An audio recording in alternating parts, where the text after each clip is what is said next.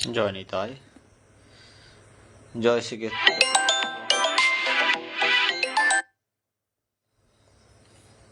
জয় শ্রীক্ষেত্র পুরুষোত্তম শ্রী শ্রী জগন্নাথ দেবের স্নান যাত্রা।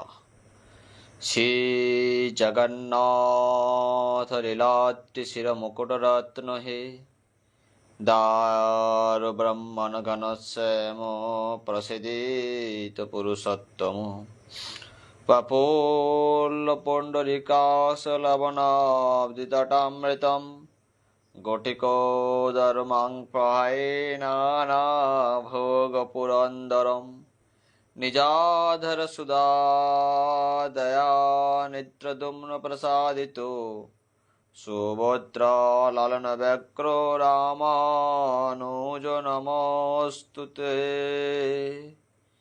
গণ্ডিচা রথযাত্রাদি মহোৎসব বিবর্ধন ভক্তবৎসল বন্দিতাং গণ্ডিচা রথমণ্ডলম দীনহীন মহানীচ দয়াদ্রিকিত মানস নিত্য নতুন মহাত্ম দর্শিন চৈতন্য বল্লভ। শ্রী শ্রী স্নান যাত্রা ওড়িশার প্রসিদ্ধ মহাপ্রভু শ্রী জগন্নাথ দেবের বিবিধ উৎসবের মধ্যে অন্যতম উৎসব হচ্ছেন শ্রী শ্রী জগন্নাথ দেবের স্নান যাত্রা। জ্যৈষ্ঠী পূর্ণিমা তিথিতে শ্রী পুরুষোত্তমে জগদীশ্বরের স্নান যাত্রা মহোৎসব অনুষ্ঠিত হয়। এই সময়ে শ্রী জগদীশ অর্থাৎ জগন্নাথ, শ্রী বলভদ্রজীউ, সুভদ্রা দেবী স্নান বেদিতে পহণ্ডে বিজয় করেন এবং তথায় সুদর্শনের সহিত শ্রী বিগ্রহত্রয়ীর অষ্টতর শত সুবর্ণ কুম্ভ পূর্ণ সুশীতল সলিলে মহাস্নান হইয়া থাকে। স্নানান্তর শ্রী ভগবান গণেশ রূপ ধারণ করেন। সমুদয় ব্রহ্মর্ষি ও সমুদয় দেবতা জগদীশকে অর্থাৎ জগন্নাথকে মহাস্নান করাইবার জন্য পারিজাত সুবাসিত সুরতরঙ্গিনীর পুত সলিল শিরে বহন করিয়া ব্রহ্মার সহিত শ্রী পুরুষোত্তমে আগমন করেন এবং ব্রহ্মার আনুগত্যে মঞ্চস্থ অর্থাৎ স্নান মঞ্চ স্থিত শ্রী ভগবানকে স্নান করান এবং জয় জয় শব্দপূর্ণ বিচিত্র স্তুতিবাদ্য দ্বারা প্রভুকে বন্দনা করেন। দেবতাগণ যাহাতে স্বচ্ছন্দে বিরাজমান হইয়া ভগবানের স্নানযাত্রা দর্শন করিতে পারেন, এই উদ্দেশ্যে মহাভাগবত মহাদি মহারাজ শ্রী শ্রী ইন্দ্রদুম্ন স্নানযাত্রাকালে স্নানবেদীর পারিপার্শ্বিক স্নানসমূহ চন্দ্রতাপ শোভিত ও মকরত্ন মণিখচিত সুবিস্তৃত আবরণ বস্ত্র দ্বারা আচ্ছাদিত করিতেন। ওই স্নানবেদী কালক্রমে জীর্ণ হইলে মহারাজ শ্রী অনঙ্গ ভীমদেব বর্তমান স্নানবেদী নির্মাণ করাইয়াছেন।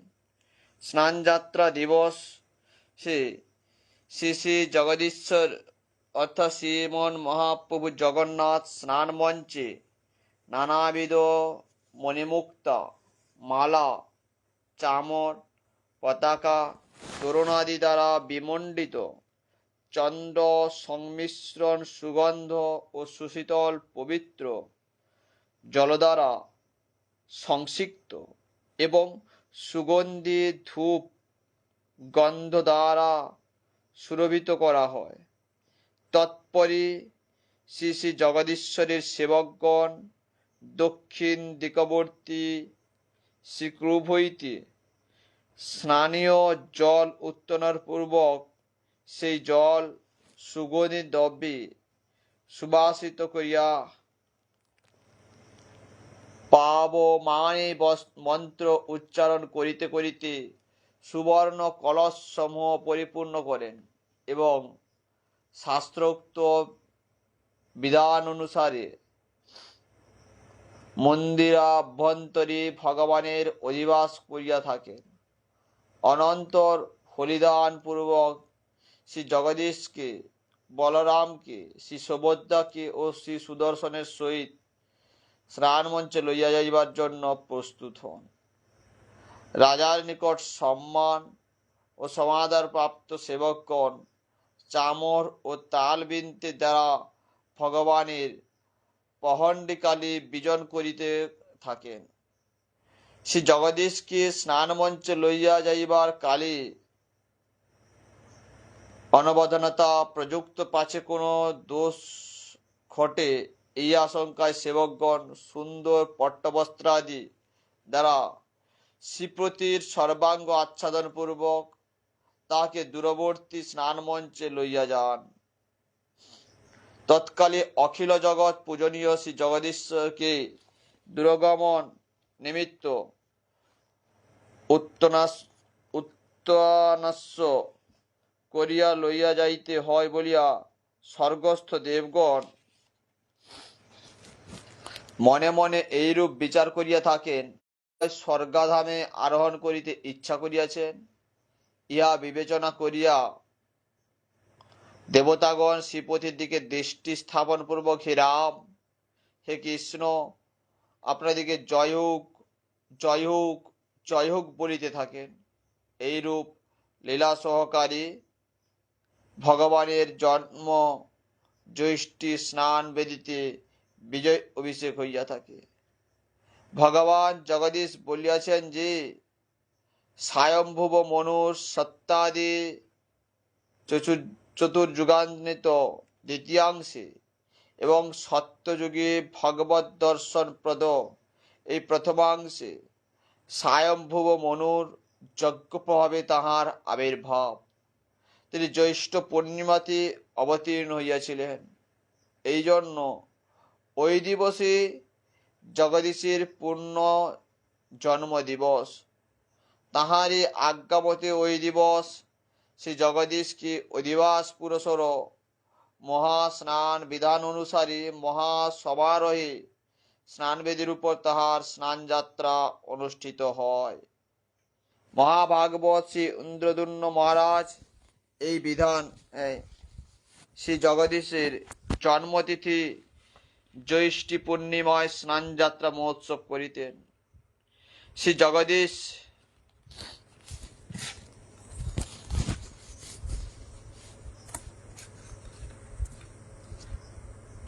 মহারাজ শ্রী ইন্দ্রদুম্নকে বলিয়াছিলেন, সিদ্ধকুলে যে অক্ষয় বট আছে তাহার উত্তরে সর্বতীর্থময় এক কূপ বিরাজিত আছে, কিন্তু উহা এক্ষণে বালুকা রাশি দ্বারা আবৃত হইয়া গিয়াছে।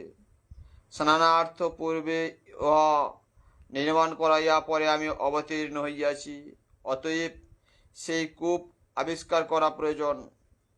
রক্ষক, ক্ষেত্রপাল ও দিকপালগণের উদ্দেশ্যে যথাবিধানে সেবা প্রদান পূর্বক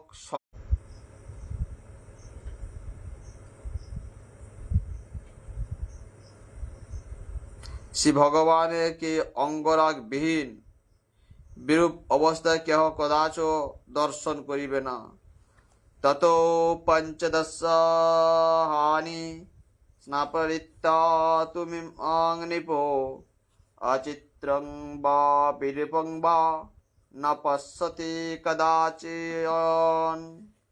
শ্রী জগদীশ্বরের আজ্ঞানুসারে এই ৫৫ দিবস কাল শ্রীমন্দিরের দ্বার বন্ধ থাকে। এই সময় শ্রী ভগবানের দর্শন হয় না বলিয়া ইহাকে অনবসর কাল বলা হয়। অনবসর কালে বিপ্রলম্ব মিশ্রিত গৌড়ীয় ভক্তগণ শ্রী গুরু গৌরাঙ্গের লীলানুসারে শ্রী আলারনাথ দর্শনার্থে গমন করেন। শ্রী জগমোহনের পার্শ্বস্থ খটশেষ গৃহে অর্থাৎ নিরোধন গৃহে তিনি এক পক্ষকাল অবস্থান করেন। স্নানযাত্রার সময় স্নান করিয়া শ্রী জগন্নাথ দেব নীলাচল মাধুর্য বিস্তার করিবার জন্য স্তব লীলা প্রকাশ করেন, জড়লীলা প্রকাশ করেন। দৈতাপতিগণ শ্রী জগন্নাথ দেবের জ্বর হইয়াছে বলিয়া পাচন অর্থাৎ মিষ্ট রসের পানা বিশেষ ভোগ প্রদান করেন এবং অনবসরকালে প্রত্যহ মিষ্টান্ন ভোগ দেন। শ্রী জগন্নাথ দেবের স্নানমঞ্চ ও বৈপ্রাঙ্গণ এত উচ্চ স্থাপিত হয় যে বড়দাণ্ড অর্থাৎ পুরীর প্রশস্ত রাজপথ হইতেও যাত্রীগণ শ্রী জগন্নাথ দেবের স্নানযাত্রা দর্শন করিয়া কৃতকৃতার্থ হইতে পারেন। জয় নিতাই, জয় শ্রী জগন্নাথ, জয় শ্রীক্ষেত্র পুরুষোত্তম ধামের জয় হোক, জয় লীলাচল বিহারীনাথ কি জয় হোক।